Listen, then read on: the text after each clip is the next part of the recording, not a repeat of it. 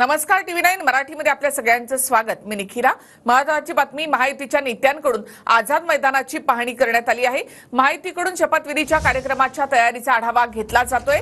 चंद्रशेखर बावनकुळे, गिरीश महाजन, धनंजय मुंडे, संजय शिरसाट, प्रवीण दरेकर यांच्यासह आणखी काही नेत्यांकडून इथली पाहणी करण्यात आली आहे। 5 डिसेंबरला आझाद मैदानावर महायुतीचा महाशपथविधी सोहळा होणार आहे। त्यासाठी महायुतीमधल्या सगळ्याच नेत्यांनी आज इथे पाहणी केली आहे। काल चंद्रशेखर बावनकुळे यांनी स्वतंत्रपणे इथे पाहणी केली होती। गिरीश महाजन या ठिकाणी पोहोचलेले आहेत। साहेब, पाहणी करण्यासाठी सर्व नेते आले। काल दरेकर म्हणाले होते, कुठेतरी केसरकर म्हणाले होते की आम्हाला देखील निरोप दिला असता तर चांगलं झालं। अजिबात नाही, सगळ्यांमध्ये समन्वय आहे। काल अचानक सीपीने अध्यक्षांना पीएम साहेबांचं एक्झिट एंट्री त्याच्यावरून अडचण झाली ती म्हणून बोलवलेलं होतं।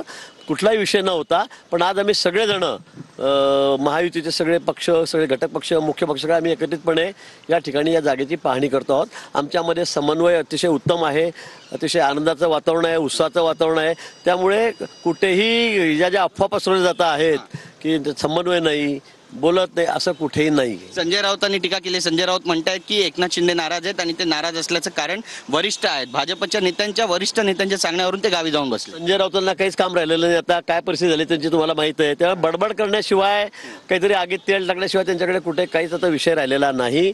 त्यांना कोणी आता गांभीर्याने घेते नाही। हा इव्हेंट ग्रँड होईल, मोठा शपथविधी, अतिशय मोठा। प्रधानमंत्री येत आहेत, अमित भाई येत आहेत, नड्डाजी येत आहेत, सगळेच आमचे सर्व राज्याचे मुख्यमंत्री येत आहेत। अतिशय भव्य दिव्य असा देखणा असा कार्यक्रम होईल।